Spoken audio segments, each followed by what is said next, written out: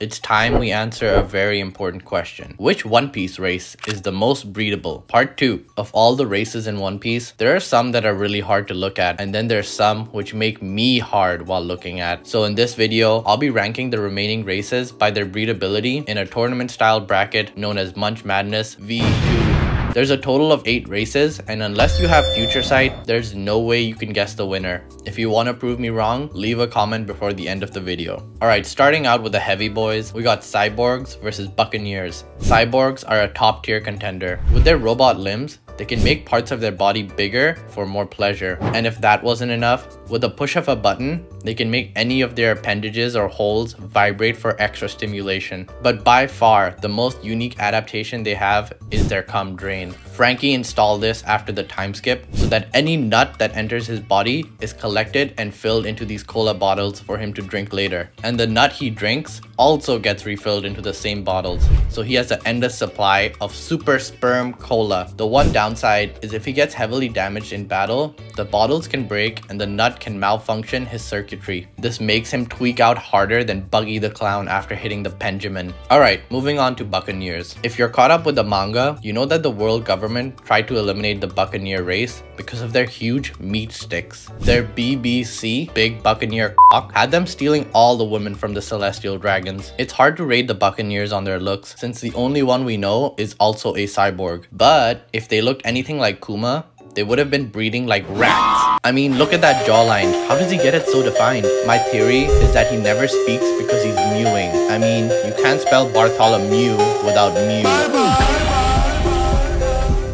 We also know that Buccaneers have a special bloodline that grants them a unique ability. What do you think this ability is? Well, it definitely has something to do with their unyielding spirit, aka they can f for hours and not get tired, aka the Tory Lanez effect. This is a tough choice, but I'll have to follow Robin's footsteps of grabbing the cyborgs by their metallic nuts. The Robo-Tots take the W and move ahead. Sorry, Buccaneers. The only ones riding you are the Celestial Dragons in Marijuana, who happen to be our next contender against the Transponder Snails. Now, I know what you're thinking. Why did I include those filthy animals here? Well, the Celestial Dragons are technically part of the human race, but years of inbreeding have made them an entirely new species. Common features of this species are phallic-shaped heads, life-size condom suits, and trails of cum dripping from their nose.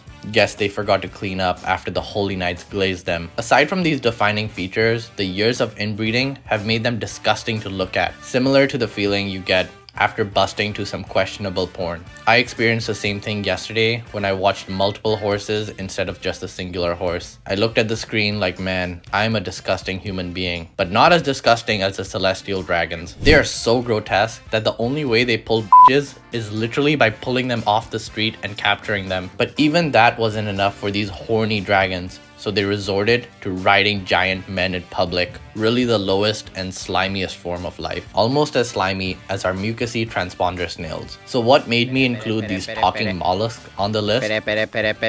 Well, you need to remember that they change their appearance depending on who you're talking to. So if you're in a long distance relationship, you and your partner could long distance with these snails. More than that, the transponder snails make the perfect fleshlight. The slimy mucus makes the perfect lubricant as you violate these snails, successfully turning them from a den mushy to a dick gushy. Also, there are some transponder snails which can play videos from their eyes. So, if you wanted to get in the mood and watch something, or better yet, watch yourself emptying your life force into this life form, you could do that too. But would watching yourself make you a cuck? Let me know in the comments. Now, these two races are very similar because they're both slimy and lower level life forms. But if I saw both of them in real life, I'm breeding the transponder snail and giving it its 14th reason why. The snails beat the Celestial Dragons and beat me off. Next, we have the battle of the longs. Long leg versus long neck. For the long leg tribe, you can easily identify them by a tattoo on their thigh, the colorful hair, and oh yeah, them showing off literally every crevice of their thigh. Hey, I'm not complaining about the long legs. They make me want to get pegged.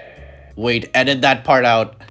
It's been stated in an SBS that for the male members, all 3 of their legs are longer than average. It's also no secret that taller guys pull more, so I'm sure their tribe was dating as much as they were procreating. I believe we've only seen Smoothie from the females, but if others look like her, then they're all baddies. We know that the long leg tribe fights with kick styles. This has made them extremely flexible with their legs and allows for some unique positions. On top of that, she can give the best handies in the verse and squeeze the juice out of you. So when she asks for my banana to make a protein smoothie, I'm definitely giving it. But if long leg Smoothie can give the best handies, the best throat has to come from the long neck tribe. I mean, look at this. You know their neck game is crazy. And if that wasn't crazy enough, they can also coil their necks around your meat like a snake and drain your venom. None of this should be surprising since Charlotte Amanda was named Minister of the Nuts for her amazing head game. I will admit, while they are the throat goats, they aren't the best looking. I swear if you change the hairstyle on this one, she looks like a creepy guy. And I'm sure after the post-nut clarity hits, their body is going to be freaky to look at. Your only hope is that they didn't slip their neck rings and place it on your meat, because once it's in place, it's impossible to remove. So which of the longs are making me long? After long consideration, I'd have to give it to the long leg tribe. Something about those thick thighs make me want to cry from my third eye. And not that third eye, but since you're thinking about it, let's go over the third eye versus the wontons next. I believe the only third eye member we've seen so far is Charlotte Pudding. Now, what are some words I think of when I think of pudding? Gaslighter, manipulator, toxic, and most importantly, a minor. So I would like to clarify, my following comments are about the tribe, not pudding. Alright, now that the FBI are gone, I'm eating up Sanji's leftovers like a cup of chocolate. FBI, open up!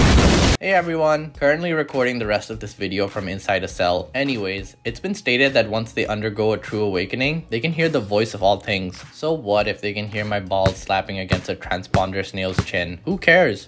Well, the voice of all things also lets them read poneglyphs, and well-educated people are hot. Yeah, that's all I got for them. Let's use their third eye to look to the wontons now. For those of you that are unfamiliar, the wontons are a hybrid race of fishmen and giants. Does this confirm that Dory clapped Arlong? Looking at the wontons, you can see that they're big, but not as tall as giants. They also have less visible fish features. In breedability terms, they've got a stick as long as Drake without the face of those dirty fishmen. Besides being well endowed, these halfsies can also perform some amazing underwater feats, so they're not gonna drown if they go for a swim in your only negative I can think of is their drip. Look at this shit. Bro looks like he violated a minion and is wearing his skin as garments. The battle between these two races is like a high school movie. The third eye tribe is a nerd that spends all their time reading, and the wontons are the jocks that have a fan club of girls. Just like the jocks peaked in high school, I might have to take a peek under the jock strap of the wontons. They dominate. Alright, semi-finals of the bracket, and we got cyborgs versus transponder snails. At first glance, you might think that these races are polar opposites. I mean, the cyborgs have a hard metallic bodies, and the transponder snails have a warm, soft, stretchy, grippy, creamy body. But if you take a deeper look, you'll realize they're both softies on the inside. Frankie has a tough guy persona, but isn't afraid to cry and talk about his feelings. He's just like me. The transponder snails also cry a lot, mainly after I'm done with them, but they still show emotion too. But it's like they say, your true colors only come out when you're mad. When the cyborgs get mad, they can stab you in the back and plot on your downfall. What's the worst a snail is gonna do when it's mad? Secrete more slime for extra lubrication? Oh no, please don't do that! The ultra submissiveness of the snails gives them the victory, so you know the snails are gonna leave a trail as they go over my snail trail. Alright, next up, we have the long leg versus the wontons. If you put these two races side by side, you can see that they have inverse bodies. Now, ideally, if we could combine the legs of the long leg tribe and the torso of the wontons, we'd have a clear winner. But since we can't do that, let's compare these two based on their kinks. Long leg members enjoy Kama Sutra poses and squeezing your head like a watermelon while you're going down on them. Wontons enjoy clapping your cheeks with their fishy meat under DC. So it's whether I want my head popped and not that head or drowned to death. And if that's all it comes down to, then I'm coming under the sea. Wontons swim ahead, just like a sperm reaching for the egg. Alright, time for the finals. Now, I never imagined that a fucking transponder snail would make it here, but here we are now. Now, I already talked about these two in great detail, but what you don't know is that they each have a special ability and a nerf that I didn't mention. The wonton's special ability is that they can naturally lubricate their meat with their fishman DNA, which means the pounding will be as gushy as Arlong's gills. Their nerf is pretty bad though. Whenever they finish, they make the same sound as their laugh, which is f***ing unbearable to hear normally, so I can't imagine it during sex. For transponder snails, they have the special ability to mimic other people, which means they can effectively change their genders like Ivankov, making them a transponder snail. Their nerf kills me though, because after nutting in them enough, the saltiness of your nut dissolves their skin, causes them to shrivel up. Wait, I guess the opposite is also true. Their nerf kills them and makes my dick shrivel up. After heavy debating, I'm gonna have to give it to the wontons for putting up a good fight, and I'll call them with my transponder snails to let them know that they've won second place at the second place competition, which would make them first, and that means they're the winner. And with that, we come to an end of this season's Munch Madness. I hope you enjoyed this video as much as you hate yourself for watching it till the end. It would mean a lot to me if you subscribe to some self-help podcast, because you're gonna need some help if you're following me. Bye bye.